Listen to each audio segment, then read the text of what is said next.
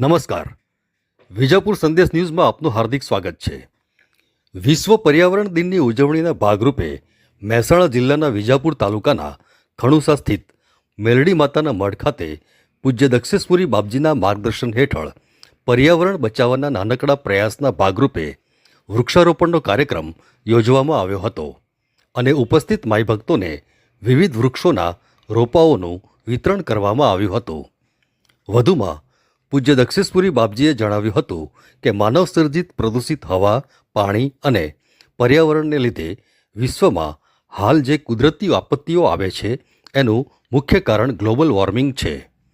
આનાથી બચવા માટે અને પૃથ્વીને હરિયાળી બનાવવા માટે આપણે બધા સાથે મળીને પ્રયત્ન કરીએ તો જ સાચા અર્થમાં આપણે પર્યાવરણ દિવસની ઉજવણી કરી છે તે સાર્થક ગણાશે અને પર્યાવરણને સંતુલિત રાખવાની જવાબદારી આપણા સૌની છે.